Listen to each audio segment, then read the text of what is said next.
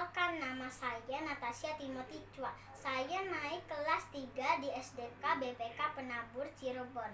Cerita ini saya ambil dari Markus 4 ayat 35 sampai 41 tentang Tuhan Yesus meredakan angin ribut. Jadi pada suatu hari Tuhan Yesus sedang ada di tepi Danau Galilea bersama dengan murid-muridnya mengajar. Maka berkerumunlah orang banyak ada di sana untuk mendengar Tuhan Yesus mengajar. Karena orangnya sangat banyak, maka Tuhan Yesus mengajar di atas kapal. Kemudian setelah itu kita baca sama-sama di ayat 35.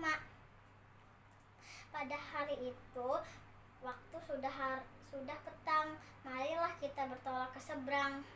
Jadi Tuhan Yesus ajakin murid-muridnya untuk pergi ke seberang. Kemudian mereka naik kapal bersama dengan Tuhan Yesus. Saat di perjalanan, ada yang mengagetkan. Kita bisa lihat di ayat 37. Tiba-tiba ada angin topan, anginnya gede banget. Nah, murid-murid ini sangat ketakutan karena anginnya gede banget.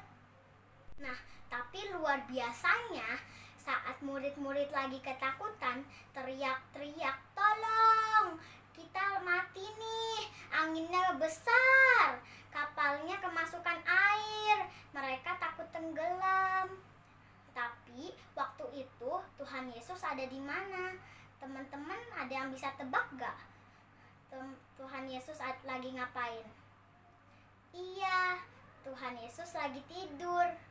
Maka murid-muridnya saking ketakutan, dia teriak-teriak ke Tuhan Yesus.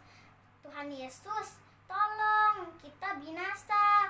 Terus Tuhan Yesus dibangunin sama murid-muridnya dan Tuhan Yesus bangun. Saat Tuhan Yesus bangun, kemudian murid-muridnya berkata kepada Tuhan Yesus, "Tuhan Yesus, tolong." Lalu Tuhan Yesus berdiri dan berkata pada angin itu, "Diam, tenanglah." Lalu tiba-tiba angin menjadi sangat teduh sekali. Angin itu tadinya ribut menjadi tenang. Nah, terus orang-orang dan murid-muridnya bertanya, "Siapa ya dia? Kenapa luar biasa sekali sampai angin pun taat kepadanya?" Nah, teman-teman, ceritanya seperti itu. Jadi kalau angin pun bisa taat kepada Tuhan Yesus, coba kita lihat apakah kamu sudah taat kepada Tuhan Yesus. Apakah kamu sudah taat sama mama papa? Jangan sampai kita jadi anak yang bandel, bikin kacau kayak angin ribut itu.